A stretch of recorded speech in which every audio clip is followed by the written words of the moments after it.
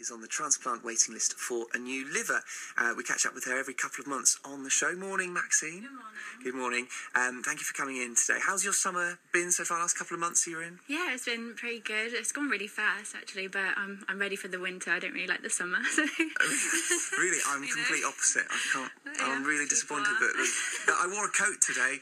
Really? For the first time, yeah, disappointing.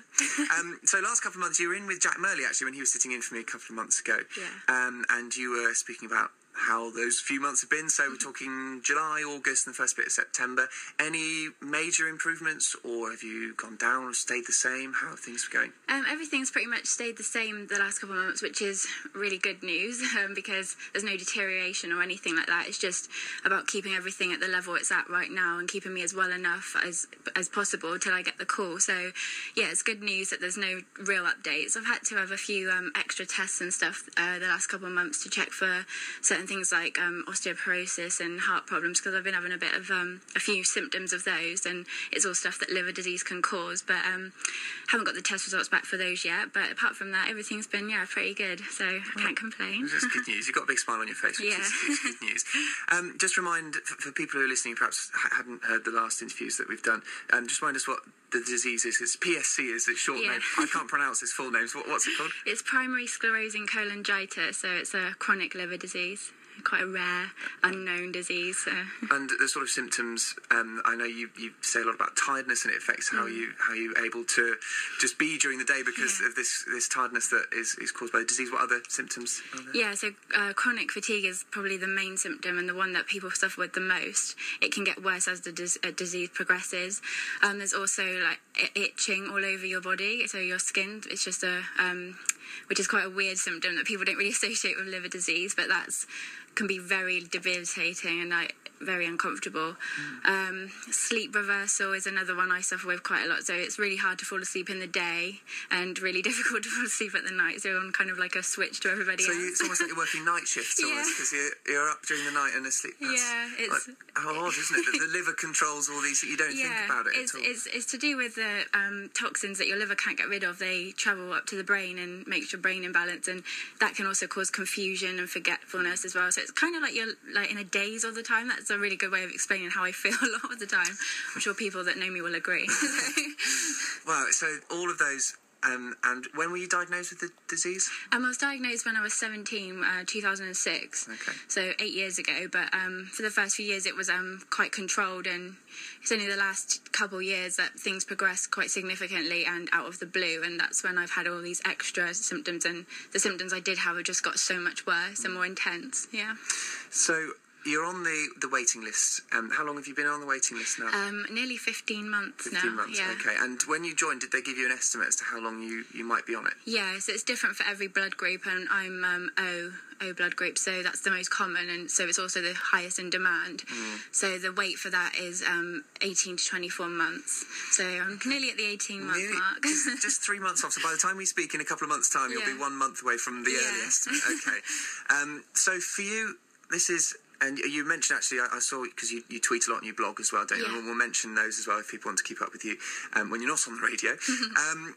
The itching has subsided now because of some new medication, hasn't it? Yeah, so the last year or so I've been trying lots of different medication for the itch, because there are ones that are proven to be successful in, controlling it. But for me, every medication we tried, it was just not successful. So I was at the last option, and the one they don't really like to give out because it can fluctuate your liver function tests a bit as well. But I was at my wit's end, so I had to give it a try, and luckily that's worked, and it hasn't affected anything else, so that's one thing to tick off, and it's much more easier to deal with now, so that's great. So refreshing just to be without itching, because if you've got, even if it's just a bite or something and you start itching, that becomes annoying, just one. So to have it all over your body consistently must have just been so frustrating. It is. It's a nightmare, and it's just like it wakes you up in the middle of the night, and you're just uncomfortable all the time. And it doesn't sound like a big deal when you say, "Oh, you're itching all over," but the intensity of it is it's horrible. Yeah. How do you stay positive throughout this time? Because there isn't a date where you'll definitely have a liver by. There's no guarantee that by the end of those 24 months, where they said that would be the long estimate, that you'll definitely have a liver. So how do you mentally stay positive? Yeah, it is difficult. You have your down days and stuff gets on top of you all the time, but you have to just take each day as it comes. That's really important, and that's something I try and do, because you can't look too far ahead into the future, because it comes with lots of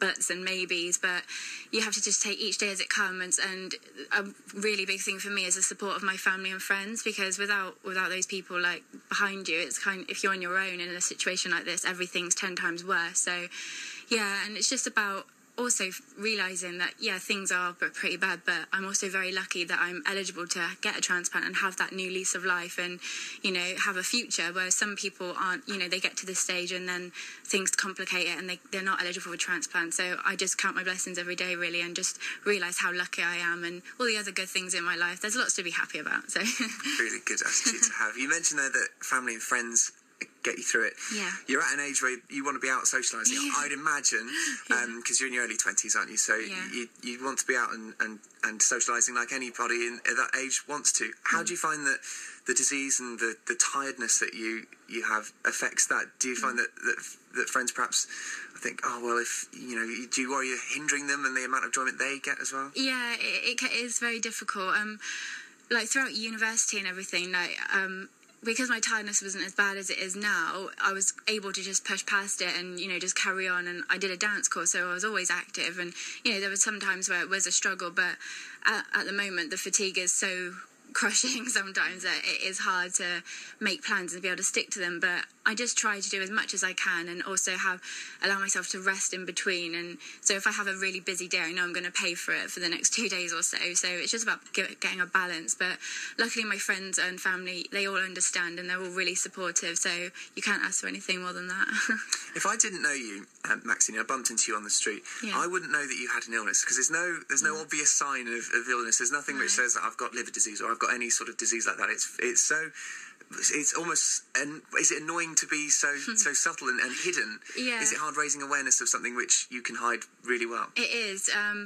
It's what people say is like an invisible illness, and it is hard because you're trying to explain how you feel and that you feel so rubbish all the time, and people look at you and think, well, you look really well actually, so you can't be that bad, you must be fine. What are you complaining about? But yeah, it is an invisible illness, and it's hard to get people to understand the severity of it when you do seem so well and you are just trying to go about your daily life as best you can. And yeah, there's no telling, by just looking at me that there is, I'm waiting for a liver. One of my organs is failing. I need a new one. So yeah, it's quite difficult to, people on the outside who don't know, to try and get them to understand. So that's why I'm all for raising awareness of PSC and, other rare diseases that are invisible. Yeah. Obviously, as someone who, thankfully, no family member has ever needed a transplant or any new organs like that, so I don't really know how it works. Could you literally get a call at any time? So while we're speaking, there could be a call and they say, what would they say? Would they say, get yourself to this hospital, or what would be the procedure? So what happens is, the call can literally come at any time of the day or night, and any day, any day at all. And so what will happen is they'll phone me and they'll say that there's a potential liver found for me, and what will happen is the ambulance will come to get me and it will blue light me because I have to go to London for my transplant. I was going to say, it must be a race against time as well, because there's if this liver has been donated, then it's only got an amount of time before it then becomes useless if it's not used quickly. So you'd be blue lighted in an ambulance to London. Yeah, so it's quite a trip, but so I'll be blue lighted to London, and then all the final checks are done to make sure that the liver is viable for me, because you can actually get there and then they inspect the liver themselves and realise, it's actually not going to be suitable for me, so then I can have to come straight back home again. But that's after a 150-mile trip to London with blue lights flashing. They can tell you that actually this isn't going to be the one. Yeah, they described that as like a dress rehearsal kind of thing, but I hope that I don't have that. Fingers crossed you don't have a dress rehearsal. So how do you make plans around something like that then? Because surely you can't then say, well, I want to take a week in, I don't know, Spain or wherever. Yeah, no. Because if you get the call then, you can't get blue lighted to London. No, so I can't travel abroad. I can go so I can go to I went to Cornwall a few months ago just for a little break, so I can go within a certain distance of my house, but my boyfriend lives on the Isle of Wight, so I can't go and visit him. He has to come here all the time. It's unfortunate. So, yeah. Of all the places he happens to live on an island, I right? know. Selfish.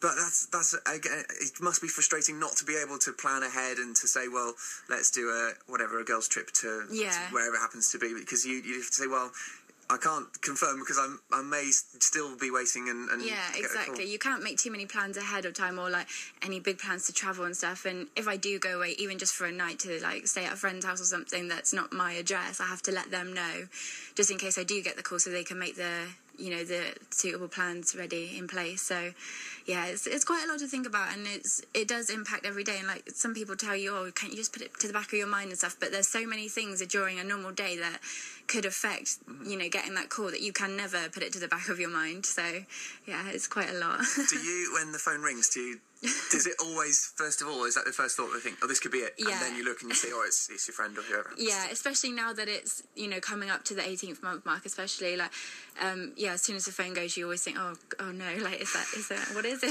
But hopefully you're not thinking, oh no. Yeah. Thinking, oh yes. Yeah. But yeah, I know what you mean. There's just, your heart must skip. You go, oh. Yeah. Especially if it's a blocked caller or, no caller ID, then you're like, you don't know. Yeah. So you just must pick up, because obviously, when I get calls like that, I think, I'll ignore that one. No, yeah, if it's important, they'll leave a message, but you can't do that. I cannot. I bet you pick up all the insurance ones. Yeah, that's the most frustrating ones. It's like automated message, and you're like, go away. You should have your phone taken off a list. There should be like, this person's waiting for an important call. Please do not plague them with spam messages. Yeah, they really should do that. What's your message for people who aren't on the register then?